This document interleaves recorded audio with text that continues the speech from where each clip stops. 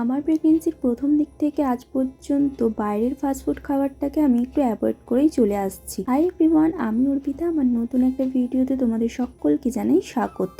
প্রেগনেন্সিতে যখন যেটা খেতে ইচ্ছা করে তখন কিন্তু আমি সেই খাবারটা বাড়িতে বানিয়েই খাই, তাও আবার খুব কমই বাড়িতে বানিয়ে খাই। কারণ প্রেগনেন্সি জার্নির প্রথম দিক থেকে না আমি তেমন একটা কিছু খাবার খেতেই পারতাম না। হজমের প্রচুর প্রবলেম হতো, কিছু খেলে অ্যাসিড করে যেত, তাই অতটাও আর খাওয়ার আগ্রহ ছিল না। কিন্তু প্রেগনেন্সির শেষের দিকে এসে কিন্তু আমার এটা ওটা টুকিটাকি খেতে মাঝে মাঝে খুবই ইচ্ছা করছে এখন। যেমন গত 2 দিন ধরে মোমো খেতে ভীষণ পরিমাণে ইচ্ছা করছিল, তাই আজকে বাড়িতে বানাবো চিকেন মোমো।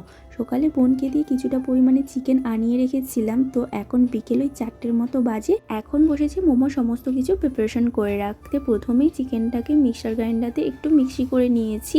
তার মধ্যে কিন্তু দিয়েছিলাম পেঁয়াজ, আদা কুচি, লঙ্কা কুচি, লেবুর রস, সাদা তেল, গোলমরিচ গুঁড়ো দিয়ে ভালো করে মাখিয়ে কিন্তু এখন চিকেনটাকে আধা ঘন্টার জন্য রেস্টে রেখে দেবো। ততক্ষণকে কিন্তু আমি মোমোর জন্য ময়দাটাকেও ভালো করে মাখিয়ে নেব। ময়দার মধ্যে দিয়েছিলাম সাদা তেল আর অল্প করে লবণ। তো আমি কিন্তু একা মোমো বানাচ্ছি না, আমার বোনও আছে আমার সাথে। তো বোনকে বলেছিলাম আমি এই দিকের এই কাজগুলো করে দিই, তুই কিন্তু মোমোর শেপটা দিয়ে দিস। কারণ মোমোর শেপ দিতে আমি একদমই পারি না, পুরো কাঁচা। তাই জন্য কিন্তু বোনকে বলেছিলাম আমি এইদিকে কাজগুলো এগিয়ে রাখছি, তুই মোমো শেপটা দিয়ে দিস। তো ও বলেছিল ঠিক আছে। তো এখন আমি অল্প অল্প জল দিয়ে কিন্তু ময়দার ডোটাকে ভালো করে মাখিয়ে নেব। ময়দাটা মাখাতে মাখাতে চলো তোমাদের সাথে কিছু কথা শেয়ার করি। আমি যেহেতু প্রতিদিন ডেলি ব্লগ আপলোড করি না, তাই তোমরা হয়তো আমার বিষয়ে বিশেষ কিছু জানো না, কিন্তু আমার স্বাদের ভিডিও ছাড়ার পর কিন্তু তোমরা আমাকে অনেক শুভকামনা জানিয়েছো। তো তোমাদেরকে অসংখ্য ধন্যবাদ। তোমরা ঠাকুরের কাছে প্রে করো আমি এবং আমার সন্তান দুজনেই যেন খুব ভালো থাকি। আমার একটা স্বাদের রিলস ভিডিওতে একটা দাদাভাই কমেন্ট করেছে আমার নাকি ছেলে বেবি হবে।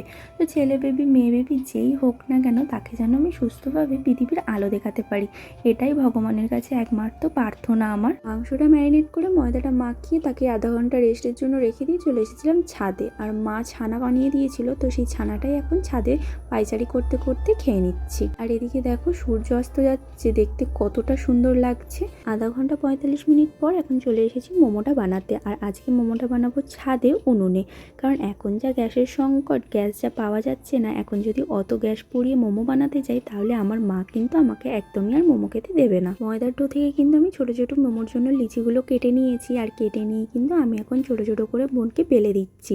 আর আমার বোন কিন্তু ওই লিচিগুলোর মধ্যে চিকেনটা ভালো করে ভরে কিন্তু মোমোর যে শেপটা হয় সেটাই কিন্তু দিয়ে দিচ্ছে। আমার বোন কিন্তু খুব ভালো মোমোর শেপ দিতে পারে, যেটা আমার দ্বারা একদমই হয় না। তো দেখো তোমরা কত সুন্দর মোমো শেপটা দিচ্ছে।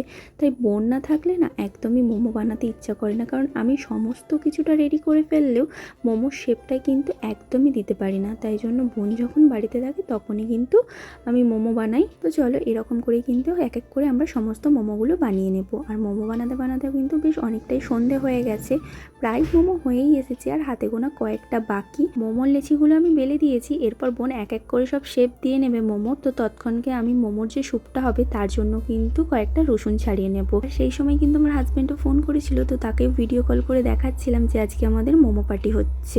তো এদিকে কিন্তু আমাদের মোমো সমস্ত কিছু রেডি, আর বোন কিন্তু এদিকে উনুনের জল গরম হতে বসিয়েও দিয়েছে। তো চলো মোমো হয়ে গেলে একবারে ফাইনালটা দেখাচ্ছি। তো ফাইনালি আমাদের এদিকে মোমো কিন্তু রেডি হয়ে গেছে, গরম গরম মোমো, আর তার সঙ্গে কিন্তু ঘরোয়াভাবে চাটনি।